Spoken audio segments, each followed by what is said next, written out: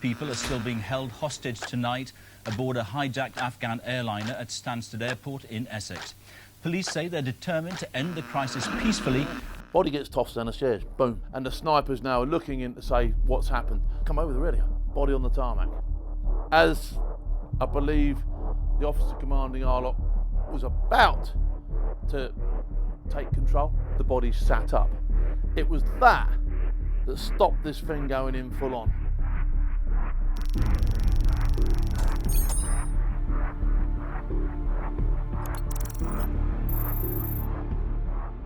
Welcome to the operation, where we talk about operations. Some famous, some not so famous, some you've heard of, some you haven't. But before we go any further, do me a favour. A big percentage of you people looking at us right now, well, you haven't subscribed, you haven't liked. But please subscribe, because if you like this sort of content, if you subscribe, we build our numbers, we can do a lot more for you.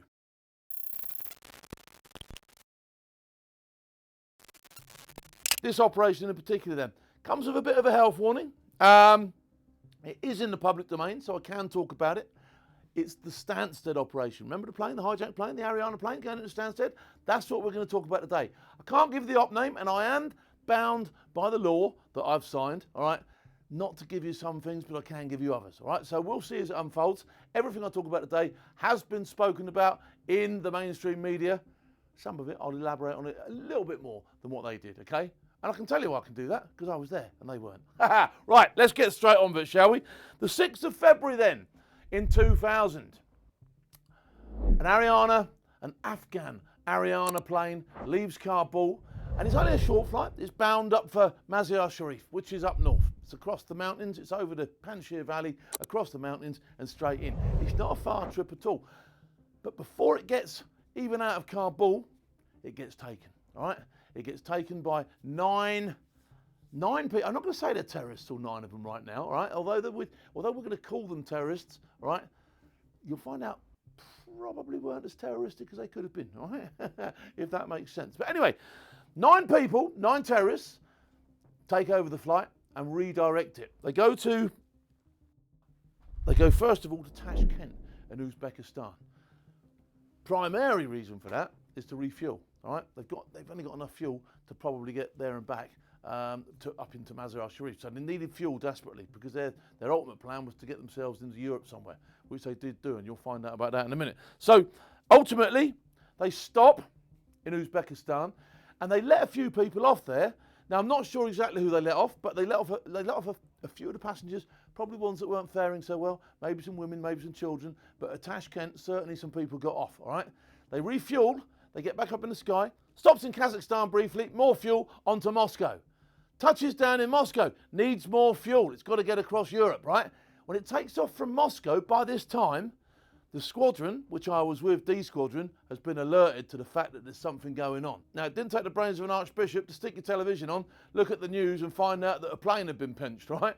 And that it had headed over towards Moscow. Now, unbeknown to everybody else at the time, but known to us, we had a rough idea that it would land on our doorstep. And the reason being is that Stansted is internationally recognised as an airport which can take planes which have been pitched, which have got hostages on them. All right. So I think originally the plane tried to go to Germany, but it was denied access to Germany because the Germans knew they could slope their shoulders on this one and send it our way. All right. So denied access to Germany. Its only option then, with the fuel that it's got, is to get itself to Stansted. Now, Stansted say, yes, you can land here. So the plane comes towards Stansted.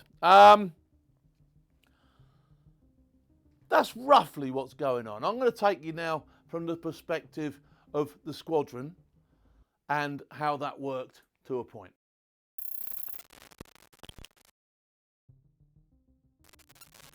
All right, so D Squadron were on the counter-terrorism team, okay? You'd be on a 2 hours notice to move or a half-hour notice to move. If you're on 2 hours, you could go 2 hours away from camp. If you were on half an hour, you were more or less confined to camp. You were there or thereabouts. So the way it would work is half the squadron would come in on the half-hour shout, start getting things ready, the rest would come in, and then we'd find out exactly what was going on, and we'd deploy out the door. Now, I went to bed at about midnight, knowing that there was a plane in the sky which had hostages on it. So I had a rough idea that at some stage during the night, there was a high probability that my pager would go. So I made sure it wasn't on vibrate, stuck it right by my bed and got me napper down.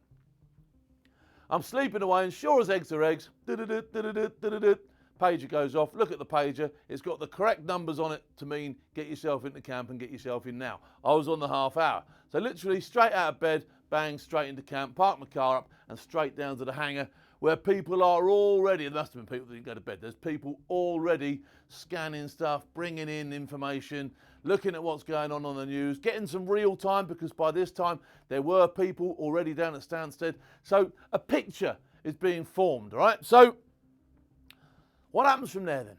Well, the rest of the squadron formed, the half hours get ready. My job in particular now, I was a method of entry rep, all right? I was a what they call an EMOE rep, an explosive method of entry representative. That's what my job was. And there was only about 4 of us with that particular role available at that particular time. So when you think that the majority of the entry points on this plane were going to eventually be explosive if it went ahead, that was quite a bit of responsibility. And I loved that because it meant that I was going to be written in on the orbit with a decent job, all right? So straight away, we've gone to our lockers, we've started getting the kit out that we know we're going to probably need if this plane comes down, and we've got to have a noisy resolution of this. So we're already getting stuff ready. We're in the lockers. This is pre-planned. We know roughly what we're going to need. We know roughly what we're going to take. And of course, you bolster it up with whatever you can get your hands on. So people have already been down to the arms coat, people have been down to the ammunition store, people have already got stuff stacked up which would say this is where you're going. All the bits and pieces to make the charges that you were going to use on the plane, well, they were all stored on the vehicles that we had. So there wasn't too much to do. We could literally be out the gate straight away. But we didn't go straight away. We waited for the whole squadron to assemble first, as this thing was still in the sky. So we had a great opportunity with it over Moscow, flying towards Berlin, where it was denied. We knew it was still going to take another 4 hours before it even touched down, right? So we knew we had time on this. The priority was to get the snipers out the door and get them in position so that they could cover the thing when it landed. And then outside of that, the rest of us made our way down, which took us about, I don't know, from Hereford to Stansted, got to be talking 2 hours. You've got to be talking about 2 hours. So bearing in mind by now, the news, the press were all over this. By the time we got to Stansted, there was a whole bank of press down at the bottom field, overlooking the area where the plane was going to be eventually put. There is a dedicated space at Stansted for hijacked planes. All right, it's there. It's probably no secret where it is. Certainly, by the way the press have positioned themselves, they already knew. So this was no big secret. If you knew, you knew. And they certainly did, all right, because they were racked up against the fence down the bottom. There was people already starting to congregate. The police were there en masse. There was a whole plethora of things going on when the squadron turned up. And of course, we were let straight through. There's a hangar. There's then a big blast wall. And there's then the pan where the plane is going to be put. All right, plane touches down. In it comes, taxis round. And from the off, people are trying to make communications, establish what these people want, who they are, etc., etc., etc. In conjunction with this, the snipers are already out, some police are out, some of our guys are out, and we've literally covered this thing off. The whole thing is boxed off. Bearing in mind how much the press are itching at every point to try and get information on this, they've been pushed back once, they've been pushed back again. I think they actually built a tower so that they could get a better view, because there's only so much you can do with the press. And you know with something like this, they're going to be absolutely all over it like a hobo on a hamburger, all right? They just want to know the whole thing from the very off. So they were a consideration in quite a few things that we did, in as far as we didn't want them to let too much be known to them, because we don't know what's on the plane, we don't know the communication, we don't know how much communication they got with other people who could be potentially watching the news. But what we did have in our favour was you can put a 15-minute time block on what the press are doing. So they can't let anything go for a good 15 minutes. So if, say for instance, the plane lands, it's on the ground, well, they can't say it's landed, it's on the ground for 15 minutes. Well, they can, but it won't be aired until 15 minutes after. So the terrorists or whoever's on that plane can't get the drop on us, all right? So that's very important. That was put in place from the very start. So let's have a talk about exactly what was on this plane then.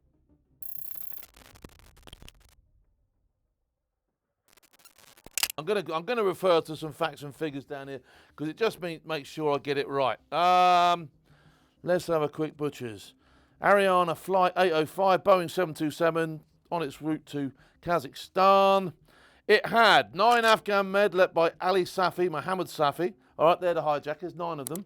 It had, the motive was claimed to be fleeing the Taliban persecution. All right, so that's what they said they were doing. How many civvies were on it? Let's have a butchers. How many people were on it? 165 to 185 people were on board when it. 185 were on board when it took off. There's about 165 by the time it got to Stansted. So at a number of locations, they'd let people go. Probably, like you say, women, children, people that weren't faring so well, maybe the elderly. They did let them go.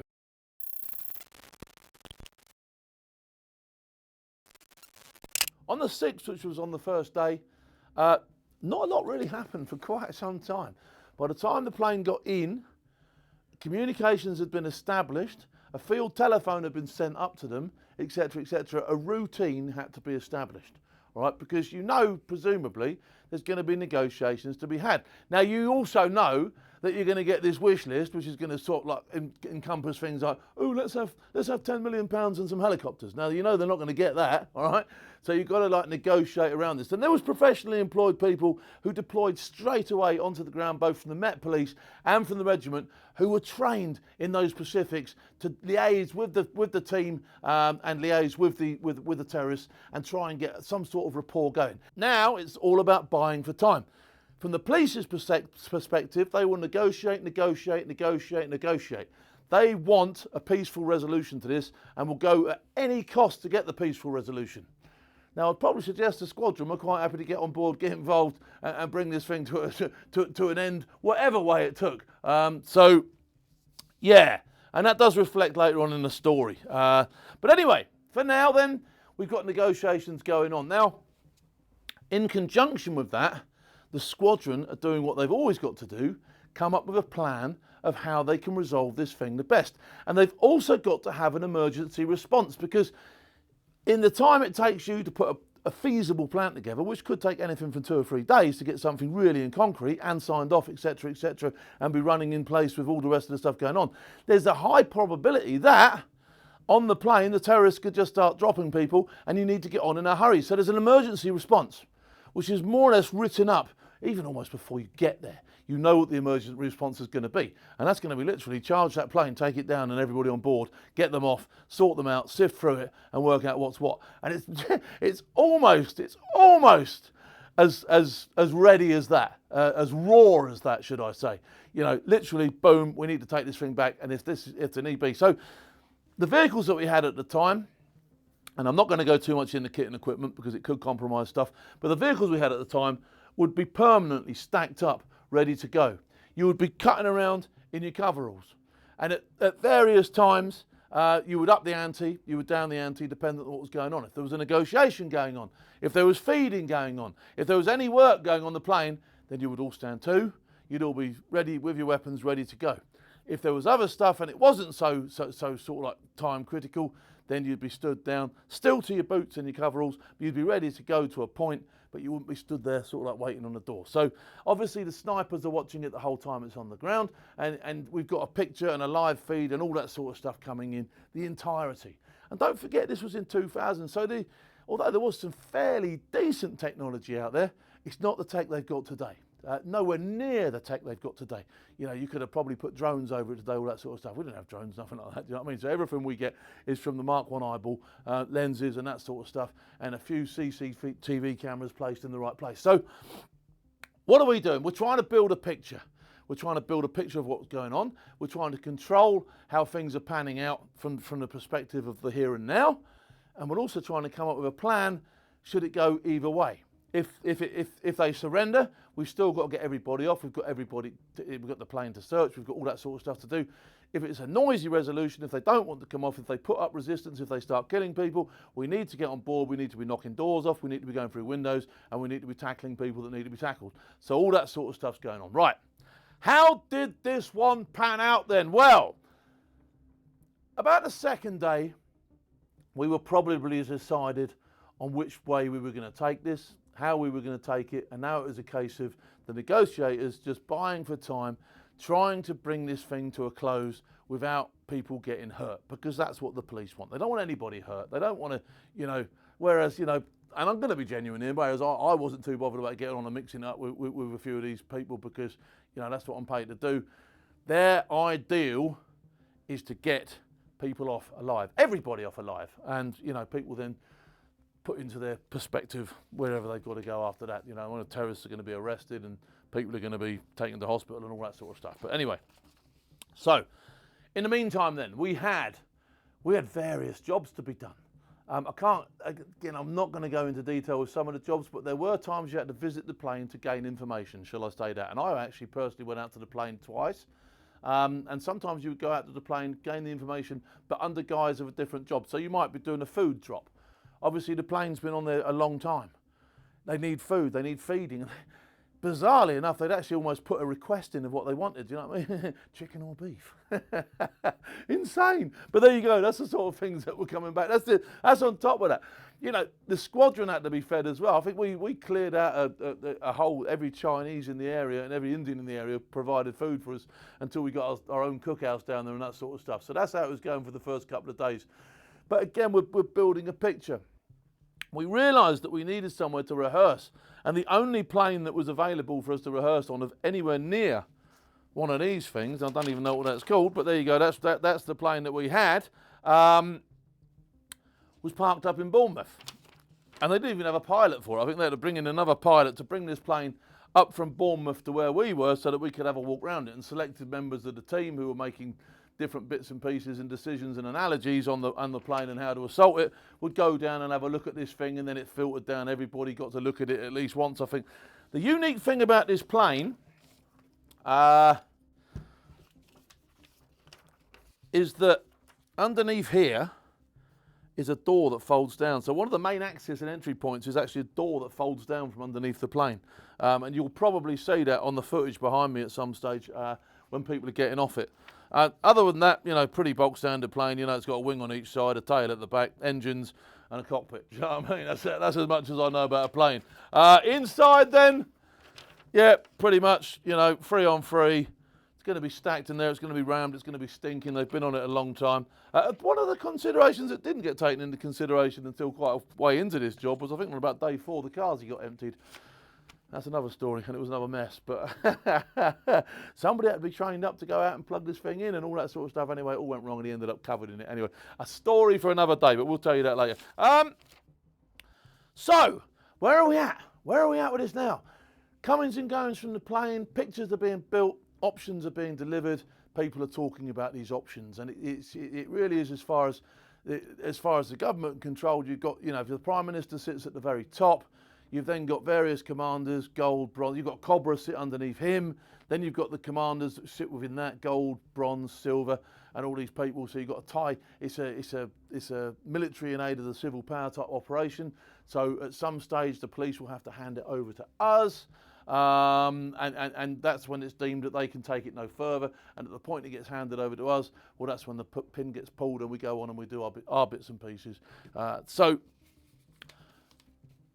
various charges, and I'm not going to go into them, but various methods of explosive entry were being prepared for this plane. There was also a huge smoke screen being prepared for the plane as well, which was going to be put where the press were at the front. So if the whole job did go in, this thing was going to get popped, the smoke would build up, and we'd be assaulting the thing at the same time, so they didn't get a clear picture. And I was being kept on the press. Like I say, they kept up in their ante, down in their ante, you know, trying, pushing, looking for ways to see better and all that sort of stuff. But they were pretty much contained where they were. And actually, when the squadron, I went round to visit the other plane that had come on, and we actually drove past them in the Range Rovers. They didn't even see us. The 8 of us in Range Rovers drove past them. They didn't even see us because they're too busy trying to see what's going on the fence. So you missed us, Channel 5 or whatever you were. It got to the stage then where it was a bit of a stalemate. It wasn't really going either way or another, and something was going to have to give. Then there was there was a bit of a breakthrough, and not a planned breakthrough. The pilots managed to lock themselves into their cockpit, I don't know under what guise they managed to do that with, but the pilots locked themselves into their cockpit. There was a bit of a scuffle going on, and these terrorists realised that they couldn't get into the cockpit, so there were a few threats being made. If they don't come out, blah, blah, blah. If they don't do this, if they don't do that, there'll be bodies on the target. You know, as soon as they start shooting people, as soon as there's bodies on the tarmac, boom, we're off. You know, that gets handed over to us straight away. So that's music to our ears in that respect, because we know that job can now become ours. But it didn't, and they kept gobbing off about it, but push didn't become a shove. And then the two pilots managed to escape from the plane. They opened up the cockpits. Have always got a window which will open all the way, and it's there specifically to escape from if there's been an emergency situation, whatever it might be. It could be a fire, it could be a crash, it could be whatever, but they've got a means of getting out of the cockpit. So they did just that. They got sort of like this rope ladder thing. They hoyed it out. It didn't particularly work very well, because one managed to get down unscathed. The other one broke both his ankles, I think. And the sniper's report called it up and said, look, they're coming out the windows. Everyone's like, we're straight into our kit. We're now watching it on a screen going, what are they doing?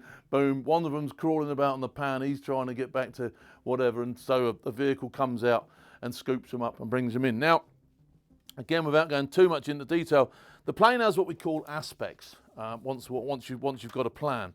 And it would be something, say, for instance, like at the front of the plane here, well, we might call that green, at the back might be called red, and then one side would be black and the other side would be called white. All right, now you know from certain areas you can be seen, you can't be seen, you know where to approach from, you know this, you know that, you know the other. So it's all that sort of speech which is going on. I'm not going to use that speech on here because it would just become confusing, but nonetheless, people approached the plane in a way that they couldn't be seen, scooped these two people off the tarmac and brought them back in.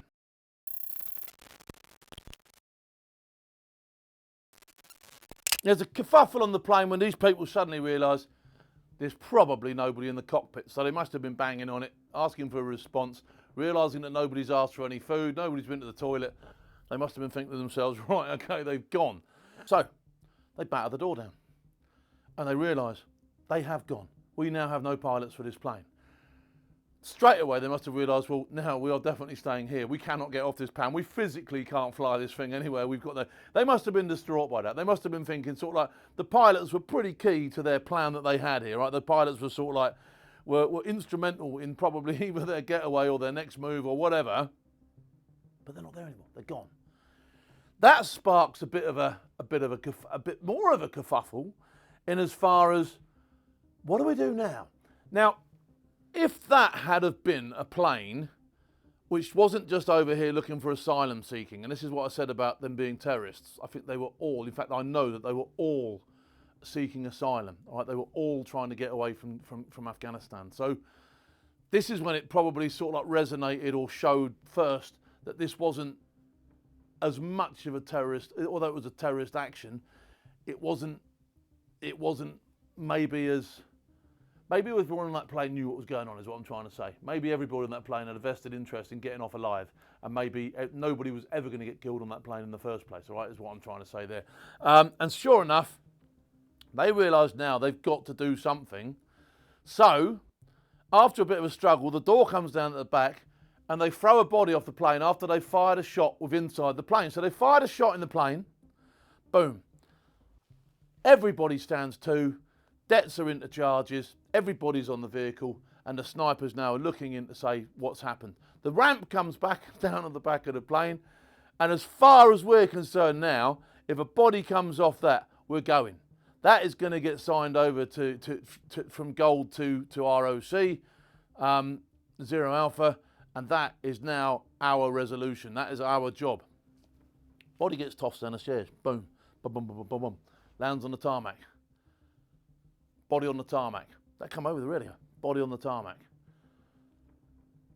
Just as I believe the officer commanding our lot was about to take control, and as the gold commander was about to sign it over, a crackling came up on the radio saying the body sat up. It was that stopped this thing going in full on, and probably saved quite a few lives, because the body did sit up and they realised they hadn't killed anybody, And so therefore there was a chance that everybody on that plane did know what was going on, and that this was a cry for asylum and not terrorist activity, to a point, because I still class them as terrorists, if you see what I mean. But anyway, boom, body sits up. So what they did next was genius. They left, obviously, everybody in their full black kit on the vehicles, engines going, weapons ready, chargers in hand, ready to go. The police drove out with another guy, one of ours, and they scooped this body off the tarmac, right? They drive him back behind the screen, which they can't see. They can't see behind the screen, so they don't know. They've got no idea by looking at the plane of anything. All they can see is pan one side, runway the other. So they've got no idea of what's going on. And this guy obviously gets brought back. And as they bring him back, they get him out the back of the vehicle and they stand him in front of the squadron and explain to them these guys are about to go and get everybody on that plane. To which his eyes, they come out on stalks. They absolutely, I remember watching, they come out on stalks, and he's like, for fuck's sake, everybody, in his own mind, seeing a whole squadron stacked up on these Range Rovers, ladders, the whole thing ready to go. He's thinking to himself, no. There's going to be some carnage out there, and there's going to be at least 9 people don't come back. Well, 8 people don't come back if they don't do some others by mistake. He must have been absolute. And bearing in mind, his wife, his kids are probably on there. You know, people that he knows, his cousins, his uncles. This is a great big thing where they've all come over together. They've all planned this. They've all plotted it. And now it could go completely wrong for them. Now they could get absolutely stomped on. And they did have weapons. We'd seen them. So we'd seen them with masks on. So we knew there was people on there that were legitimate targets. So it would have been absolutely legitimate of us to go over there, you know, and take this thing down as per how we perceived things ending. So literally, they stuck him straight on the field telephone to the plane, who pick it up. And I don't speak a lot of Farsi, but, you know, you can tell what he's saying. It's just basically to his friends, you need to get the fuck off there now. You need to absolutely drop everything you've got, because there is geezers racked up, stacked up, ready to smash that thing to pieces, and none of you are going to get off there if you don't screw the nut. So literally within seconds, there's like a total collapse, a total surrender, a total, oh, please come and get us. And then it became an operation more where it got handed over to the police.